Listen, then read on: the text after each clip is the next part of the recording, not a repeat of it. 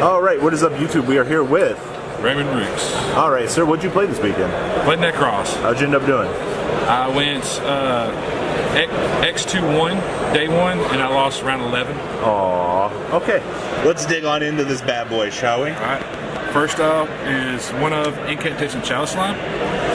This card allows me to build itself, discard one card, including itself, to special summon an incantation from the deck to get its effect off. Really? How'd you like one of it? It was searchable. I have it searchable because it's a 7, so prep searches it anyway. Okay. So it was searchable, and when I needed it, I searched it and got what I needed off of it. Okay. Next one up, of course, Yugioh. Gotta have it. Which card was it? More than one?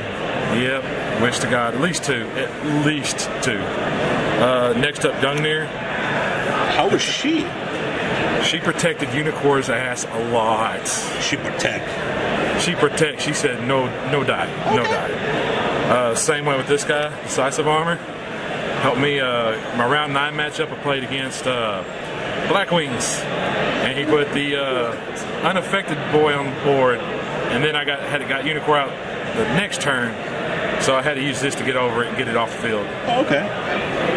So that helped out a lot. And I used it a lot with some of the Sky Striker and Altergeist matchups to pop and banish the back rows. Okay. Next up, Seer the Colossus. Standard searches the ritual spell. Sorry, Colossus. 2 Trish. How was Double Trish? Double Trish was good. Double Trish was good. Helped. It forced Sky Strikers and some of them to use additional resources to retarget the Yugioh. So it made their plays off, so it helped out. Did you opt for first or second more than anything? I actually went second a lot. Okay. And because of it, I actually OTK'd majority of the time. Okay. And the one that Konami decided to give us 3 of, Yugioh. Do you consistently put this on the board to out things? Okay. Yes. Okay. Yes. Whether it's a Kaleidoscope or a Cycle, okay, it was always getting put out. And then last, the Rituals, Valkyries. I've heard a lot of different opinions about this. How actually was he for you? He was good. If it wasn't for him, I couldn't dig through my deck deeper with the using the incantations for tribute fodder. Okay. Also, stopping the battle phase helped out a lot to keep Yugioh on the field and the Brio in some matches. So it helped. Okay. Like I said, it's one of those cards like people have a different opinion on for everything. Yeah, I know some people say run 2 of, some people say run 1 of. A lot of people say play none of. No, yeah, never no. Now the main deck monsters, the one that every single Nekroz player has told me to drop, and I am so glad I didn't. The Princess of Clutch. Oh right, what's she do? It says my Nekroz ritual monsters cannot be targeted by card effects. And my opponent cannot respond to the activation of my Nekroz spell cards. Okay. So they can't warning, judgment the spell cards while she's on the field, nor can they Widow Anchor, Protocol, and Permanence any of my monsters when they come on board and activate their effects. Okay, that's actually pretty important. When we get to the extra deck, you'll see how important she was. Next, the one of Shirt. Thank God. He's back. He put in work. Because of him, the OTKs were possible. Much easier. Next, since the deck already thins a lot with the ritual monsters and some of the other spells, I opted to play 2 Kandal, which when special from the deck, add the ritual spells from deck. Okay. 2 Talismandra, which do the same. They add the monsters from the deck. I opted to play, as far as hand trap wise, 2 Drolls. How'd Drolls do for you? Against a Sky Striker matchup, very well. Every other matchup I played, which I mostly played against Altergeist Sky Strikers, and I had just a very few rogue matchups. Did you run into the Azathoth OTK? No, I did not. But I did test against it over the week before coming up here. How was your matchup against it?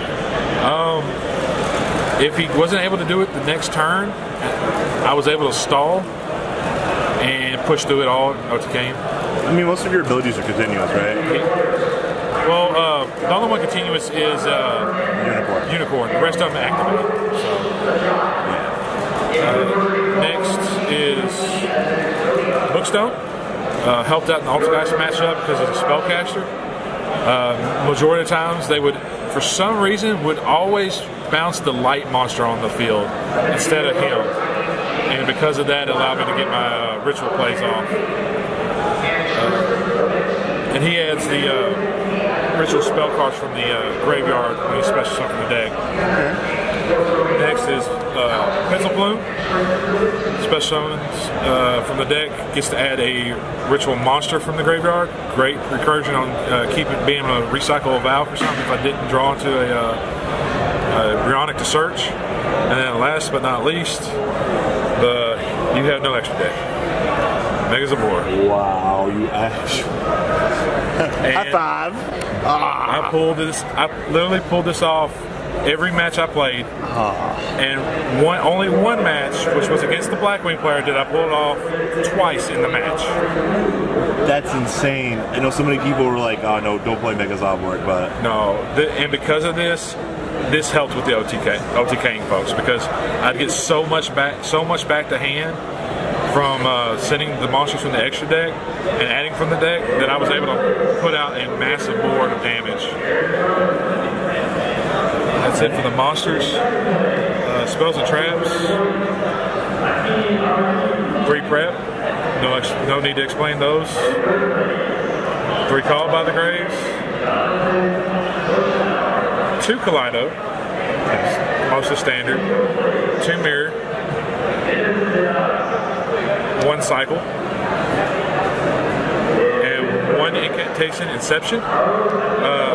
Is recyclable by itself from the grave by sending an incantation monster from my hand or field to add this back. And it allows me to exceed the levels to summon something out. That's really good, actually. Yeah. So I had say if I need to do a Trish play and I had a Valk and a Colossus, I could play this, use both of those for it. Okay. Or even if I had the Trish play and I had Decisive Armor, same thing. Then last but not least, the card for going second, evenly matched. Helps so much. Altergeist would make boards, preemptively do all their stuff. Battle phase, and battle phase, evenly matched. So I have a question. A couple people I've been testing with have argued that evenly might not be worth sacrificing the battle phase. However, going second, and if you knock out most of the resources, did you find that it was worth it to go? Yes, knocking out the resources and forcing them to make suboptimal choices helped out a lot. Yeah, let's see your extra deck. Extra deck. One of Shooting Quasar for the Kaleidoscope target. 1 Star Eater. Yeah, Ghost Rare. 1 Shooting Star Dragon. 1 Mistworm, because why not?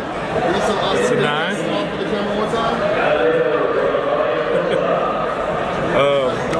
1 Omega. Helps recycle stuff back to the extra deck to use later. 1 Black Rose. 3 Heralds. Absolutely. 2 Elder Entities. 2 totally awesome. 1 Insector Beetle.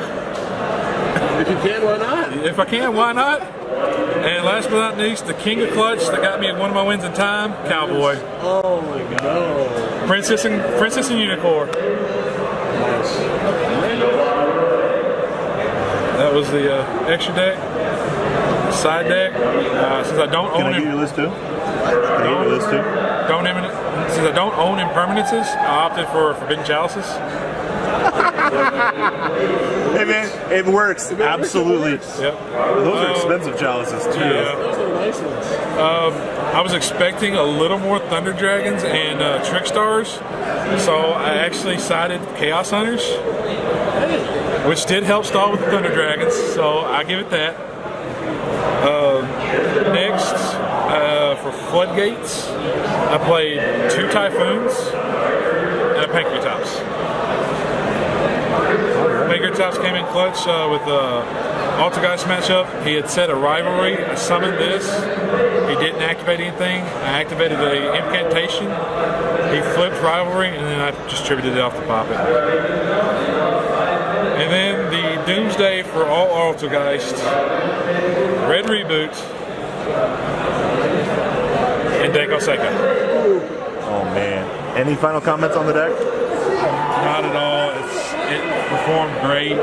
I had 1 brick all day yesterday out of all the matches I played, and I was able to push through anything and everything I came up against. All right. Thank you, sir, very much. No problem.